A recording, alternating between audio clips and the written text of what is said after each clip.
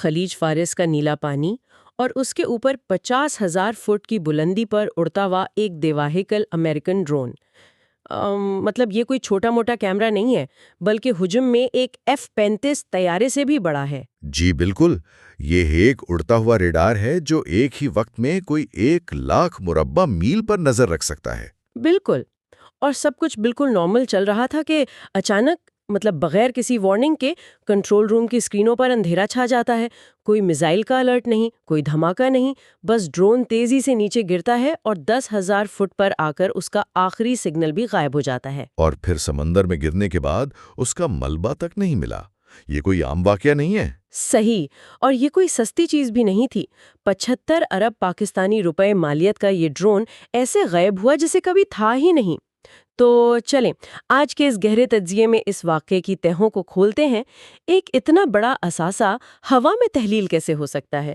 یہاں جو بات سب سے زیادہ حیران کن ہے وہ یہ ہے کہ یہ کوئی تکنیکی خرابی نہیں تھی۔ یہ ایک نئے طرز جنگ کا آغاز ہے، مطلب الیکٹرانک وارفیئر کا، جس میں گولیاں نہیں بلکہ سگنلز چلتے ہیں۔ سگنلز کی جنگ۔ لیکن دیکھیں، ایک بات میری سمجھ میں نہیں آ رہی۔ اگر ڈرون میں پائلٹ نہیں تھا تو ظاہر سی بات ہے اسے نیچے کسی بحری جہاز سے کنٹرول کیا جا رہا تھا۔ جی، ایک کنٹرول روم سے باقاعدہ رابطہ ہوتا ہے۔ تو کیا یہ رابطہ توڑنا اتنا آسان ہے؟ مطلب یہ تو ایسا ہے جیسے آپ نے آسمان میں ایک بہت بڑی آنکھ چھوڑ دی ہو اور اچانک کوئی اس کی بینائی چھین لے اور وہ اپنے ہی وزن سے اوندھے منہ نیچے گر پڑے۔ یہ ملٹری گریڈ سسٹم ہوتے ہیں، کوئی عام وائی فائی تو ہے نہیں۔ بالکل صحیح مثال دی آپ نے۔ دیکھیں، بغیر پائلٹ جہاز کا سب سے بڑا مسئلہ ہی یہ ہے کہ اسے الیکٹرانک طور پر بھٹکایا جا سکتا ہے۔ اگر ایک پائلٹ اندر بیٹھا ہو تو رابطہ کٹنے پر وہ مینول کنٹرول سنبھال لیتا ہے۔ وہ خود جہاز اڑا سکتا ہے۔ بالکل، لیکن جیمنگ کے ذریعے آپ صرف رابطہ کاٹتے ہیں، مطلب ڈرون کو بہرا کر دیتے ہیں، مگر یہاں صرف رابطہ نہیں کٹا۔ اچھا، تو پھر کیا ہوا؟ یہاں سپوفنگ استعمال ہوئی ہے، یعنی ڈرون کے سسٹم کو ہیک کر کے اسے غلط معلومات دی گئیں۔ ڈرون کو لگا کہ وہ سیدھا اڑ رہا ہے، جبکہ اصل میں وہ سمندر کی طرف غوطہ لگا رہا تھا۔ کیا واقعی؟ مطلب مشین کو مکمل طور پر دھوکہ دے دیا گیا؟ جی، مئی کے مہینے میں بھی ہم نے ایسا ہی دیکھا تھا۔ کچھ ڈرونز بھٹک کر ادھر ادھر گھومتے رہے اور جب ایندھن ختم ہوا تو نیچے آ کر گرے اور گولیاں کھائیں۔ بھارت کے اس برہموس میزائل کا بھی تو یہی ہوا تھا نا، جو پاکستان کی طرف آ گیا تھا۔ بالکل، وہ بھی الیکٹرانک وارفیئر کے ذریعے ہی بھٹکایا گیا تھا۔ اس کے جی پی ایس کو ہیک کیا گیا تھا۔ لیکن ایک منٹ، خلیج فارس میں تو ایران ہے، اور ایران کے پاس 50,000 فیٹ کی بلندی پر اتنی طاقتور جیمنگ کرنے کی ٹیکنالوجی تو میرے خیال میں موجود نہیں ہے۔ آپ بالکل درست سوچ رہی ہیں۔ زمین سے اتنی بلندی پر سگنل بھیجنا بہت مشکل ہوتا ہے، سگنل کمزور پڑ جاتا ہے۔ تو پھر یہ کس نے کیا؟ مطلب اس کے پیچھے کون سا خفیہ ہاتھ ہے؟ جب زمینی حقائق نہ مل رہے ہوں تو ہمیں خلا کی طرف دیکھنا پڑتا ہے، اور ذرائع کے مطابق اس وقت خلیج فارس میں چین کا 48واں بحری بیڑا موجود ہے۔ اچھا، چین کی انٹری؟ جی، چین کے پاس سیٹلائٹ سے چلنے والا ایک انتہائی جدید الیکٹرانک جیمنگ سسٹم ہے، اور یہ ڈرون دراصل چینی جہازوں کی جاسوسی بھی کر رہا تھا۔ تو چین نے خلا سے اس امریکی آنکھ کو اندھا کر دیا تاکہ وہ اپنے جہازوں کو وہاں سے بے حفاظت نکال سکیں۔ تو یہ تو بچپن کے اس کھیل کی طرح ہو گیا، مطلب وہ چھپ جاؤ تارے والے کھیل کی طرح۔ کسی نے امریکہ کی آنکھوں پر ہاتھ رکھ دیا اور پیچھے سے اپنے جہاز خاموشی سے گزار لیے۔ بالکل ایسا ہی ہوا، اور اسی دوران ایران کی چابہار بندرگاہ سے 2 خالی چینی جہاز روانہ ہوئے اور کسی کی نظر میں آئے بغیر خاموشی سے نکل گئے۔ یہ ایک بہت ہی ٹارگیٹڈ اور نپی تلی کارروائی تھی۔ یہ تو واقعی ایک گیم چینجر ہے۔ لیکن اگر 50,000 فٹ پر ڈرون کا دماغ ہیک کیا جا سکتا ہے تو کیا امریکہ کا B-2 اسٹیلتھ بمبارڈ طیارہ جو اسی بلندی پر اڑتا ہے وہ بھی اس نئی ٹیکنالوجی کے سامنے بے بس ہے؟ جی بالکل، B-2 بمبارڈ میں بھی تقریباً یہی الیکٹرانک اور نیویگیشن سسٹمز استعمال ہوتے ہیں۔ تو مطلب وہ بھی محفوظ نہیں رہا؟ نہیں رہا۔ چین کا اس طرح کھل کر اپنی سیٹلائٹ ٹیکنالوجی کا استعمال کرنا امریکہ کے لیے ایک بہت بڑی وارننگ ہے۔ یہ ایک پیغام ہے کہ اب کوئی امریکی جہاز میلی آنکھ سے چین کی طرف نہیں دیکھ سکتا۔ اور ظاہر ہے جب میدان جنگ میں ایسی الیکٹرانک کھلبلی مچے گی تو سفارتی محاذ پر بھی زلزلے تو آئیں گے، اور ہم نے دیکھا کہ اس واقعے نے امریکہ کو کافی دفاعی پوزیشن پر لا کھڑا کیا ہے۔ سفارتی بساط پر تو اس کے اثرات فوراً نظر آنے لگے تھے۔ جی بالکل، میں اسی طرف آ رہی تھی۔ مطلب ڈونلڈ ٹرمپ کی طرف سے اسلام آباد میں موجود ایک خاتون رپورٹر کو فون آتا ہے اور مبینہ طور پر وہ کہتے ہیں کہ وہیں رکو اور اگلے 48 گھنٹے دیکھو۔ اور اس کی وجہ یہی تھی کہ اسلام آباد میں امریکہ اور ایران کے درمیان اہم مذاکرات متوقع تھے۔ جو اب تاخیر کا شکار ہو گئے ہیں۔ بظاہر تو وجہ یہ بتائی گئی کہ پاکستان کے وزیر اعظم 18 تاریخ تک موجود نہیں، لیکن اصل کہانی تو یہ دباؤ ہے۔ اصل کہانی یہی الیکٹرانک بلائنڈنس ہے۔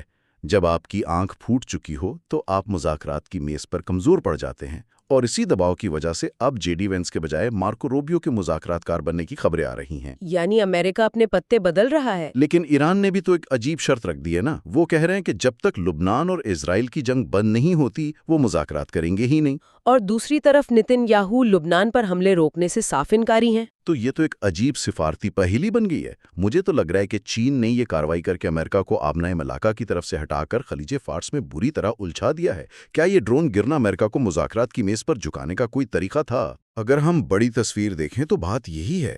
چین براہ راست مداخلت کر کے امریکہ پر ایک بہت بڑا دباؤ ڈال رہا ہے تاکہ خطے میں امریکی جارحیت کو کنٹرول کیا جا سکے۔ صحیح۔ اور اب چونکہ جنگ کا نقشہ اور طاقت کا توازن بدل رہا ہے تو سوال یہ پیدا ہوتا ہے کہ ایران آخر چاہتا کیا ہے؟ اگر آبنائے ہرمز کا راستہ بند ہو جائے تو وہ کھلے گا کیسے؟ ایران نے مستقل جنگ بندی کے لیے 4 بنیادی اور انتہائی سخت مطالبات رکھے ہیں۔ پہلا مطالبہ تو معاشی ازالے کا ہے۔ وہ $270 ارب والا؟ جی، ایران کا کہنا ہے کہ اس جنگ کی وجہ سے اسے $270 ارب کا نقصان ہوا ہے، اور اس کی وصولی کا طریقہ یہ بتایا ہے کہ آبنائے ہرمز سے گزرنے والے جہازوں پر ٹیکس یا ٹول لگانے کی اجازت دی جائے۔ کیا مطلب سمندر کے بیچ میں ٹول پلازا؟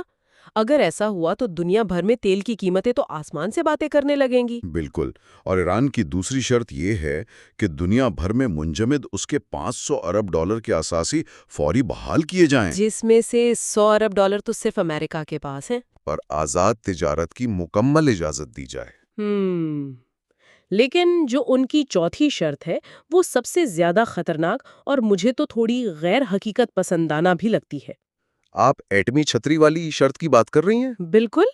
ایران کہہ رہا ہے کہ وہ یورینیم کی افزودگی تب تک نہیں روکے گا جب تک کوئی بڑی ایٹمی طاقت مطلب روس یا چین اس کے ساتھ ایک باقاعدہ دفاعی معاہدہ نہیں کرتی، بالکل نیٹو کے طرز پر، یا جیسے پاکستان کا سعودی عرب کے ساتھ ہے۔ جی۔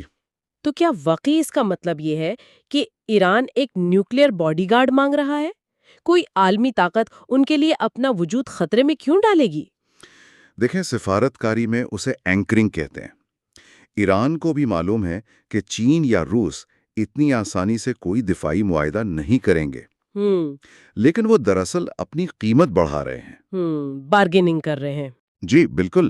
ایران کا موقف یہ ہے کہ جب تک اسے مستقبل کے امن کی گارنٹی نہیں ملتی وہ یہ عارضی جنگ بندی قبول نہیں کرے گا۔ انہوں نے دنیا کو یہ پیغام دیا ہے کہ ہم اپنا ایٹمی پروگرام جاری رکھیں گے جب تک ہمیں کوئی تحفظ نہیں ملتا۔ لیکن سوچنے کی بات یہ ہے کہ اگر ان کے معاشی مطالبات نہ مانے گئے تو کیا آبنائے ہرمز واقعی بند کر دی جائے گی؟ کچھ لوگ تو کہتے ہیں کہ تیل کے متبادل راستے موجود ہیں۔ جو لوگ متبادل راستوں کی بات کرتے ہیں وہ زمینی حقائق سے واقف نہیں ہیں۔ ہزاروں سال پہلے بھی تجارت سمندر سے ہوتی تھی، آج بھی ہوتی ہے۔ مطلب آپ تیل کو پہاڑوں پر چڑھا کر تو نہیں لے جا سکتے نا؟ بالکل نہیں لے جا سکتے۔ سمندری گزرگاہیں ہی عالمی تجارت کی شہرگ ہیں۔ آبنائے ہرمز کا کوئی زمینی متبادل ہو ہی نہیں سکتا۔ تو آج کی اس تفصیلی گفتگو کا نچوڑ یہی ہے کہ دنیا میں ٹیکنالوجی کتنی بھی آگے چلی جائے، سمندر اور تجارتی راستوں کی اہمیت آج بھی قائم ہے۔ جی، اور طاقت کا اصل کھیل انہی راستوں پر کنٹرول کا ہے۔ بالکل۔ اور سننے والوں کے لیے اس پروگرام کے اختتام پر میں ایک ایسا سوال چھوڑنا چاہتی ہوں جو واقعی سوچنے پر مجبور کر دے گا۔ فرمائیں۔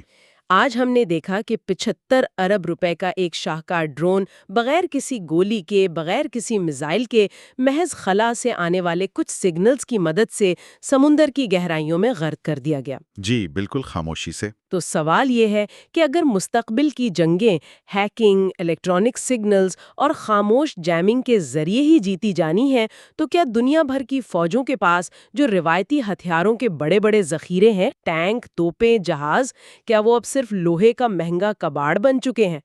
کیا بارود کا دور ختم ہو گیا ہے؟ یہ واقعی ایک بہت گہرا اور خوفناک سوال ہے۔ بالکل، اس پر ضرور غور کیجیے گا۔ آج کے اس گہرے تجزیے کو یہیں ختم کرتے ہیں، اگلی بار کسی اور اہم موضوع کی تہیں کھولیں گے۔ اپنا خیال رکھیے گا۔